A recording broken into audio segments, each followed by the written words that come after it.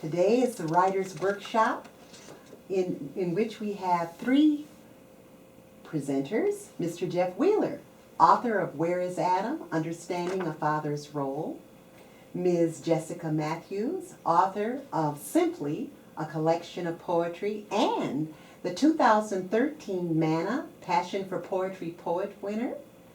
And Dr. Gregory Schaefer, author of three books, Process and Voice in the Writing Workshop, Linguistics for College Freshmen and Sophomores, and upcoming text, Propaganda, American Style.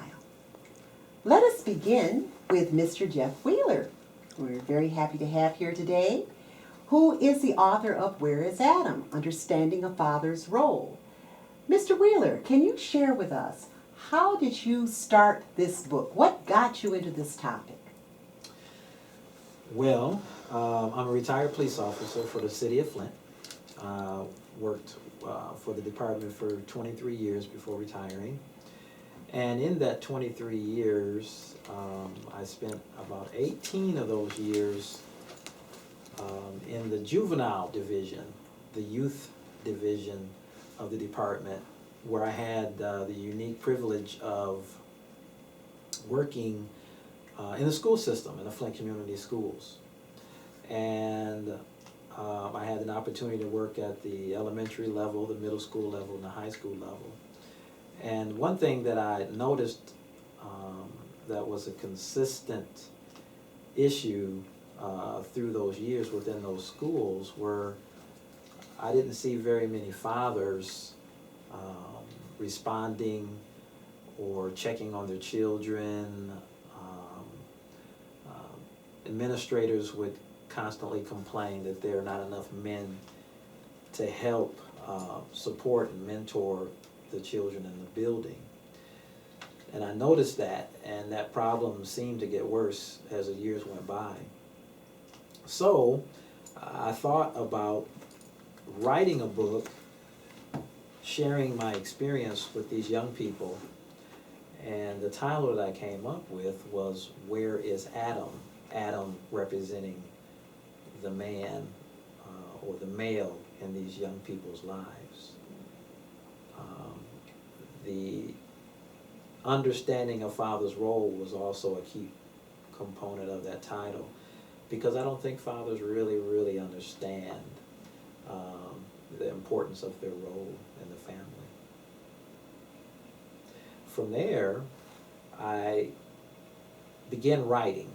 I didn't know where to start. I just started somewhere. So I began writing and jotting down my thoughts and jotting down the experiences that I had over the years, and fortunately I kept them where I could retrieve them later. And those experiences just continued to mount and mount and mount, but they had the same theme: no fathers around. And it was my belief that that contributed to the condition in our schools, the climate in our schools, where there's a lot of violence, a lot of disrespect with the children and the teachers and administrators. Oftentimes these administrators were called home, and again, no fathers would respond. And when I had the unpleasant task of arresting or taking a child into custody and taking them to the police department, same issue. Probably over the years, maybe 5% of the 1,500 young people that I've taken into custody over the course of my career, and that is an outrageous number. 5% is probably generous to say that fathers would actually respond. So I started putting those things together. Didn't really know where I was going to go with it, but just writing my thoughts down and my experiences. And once I came up with the thought, where is Adam? And putting together understanding a father's role, it began to kind of evolve from just taking notes, memoir, so to speak, to actually forming into something tangible. And I had a lot of encouragement from friends of mine.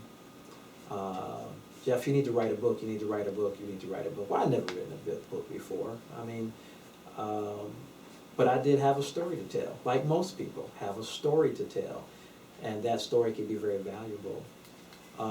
So I started chronicling those stories, putting them in order in the timeline, writing and continuing to write, and this happened over a course of years. It didn't happen overnight. This book was approximately 7 years in the making.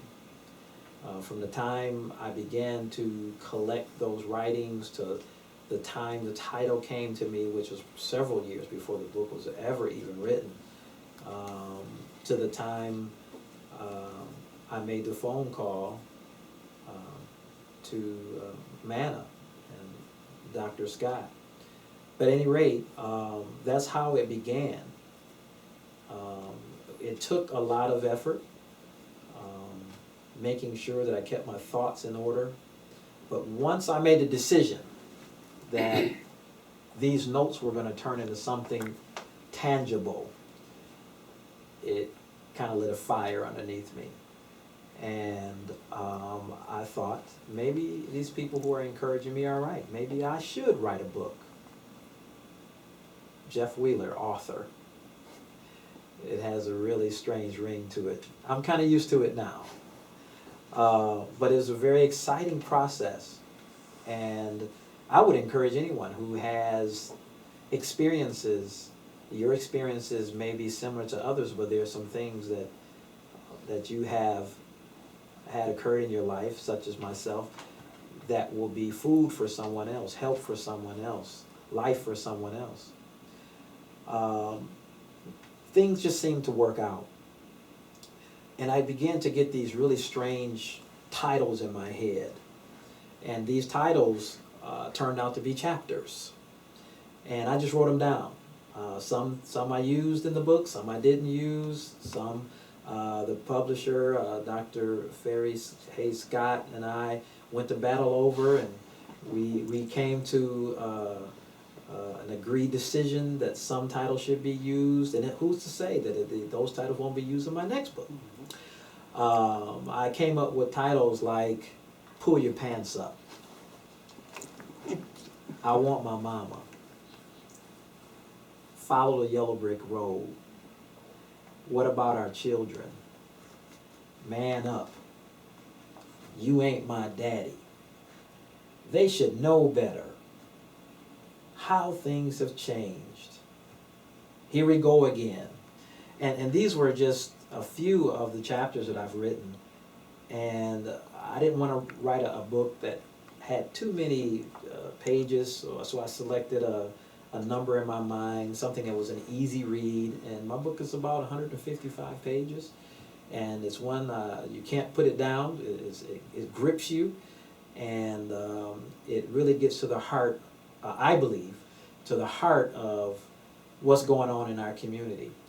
And one thing I loved about Dr. Scott was she got right on board with my vision of this is not just an issue that's within a particular culture, particularly in African American culture. And I know that it seems to be based on the media, but this is an issue that plagues our country, our world actually. So then we began to talk about a book cover. I didn't know anything about a book cover, but I had an idea of what I wanted, and all the ideas I just wrote down. Write it down. Just write down your thoughts. You may use them, you may not use them, but write it down and keep it handy.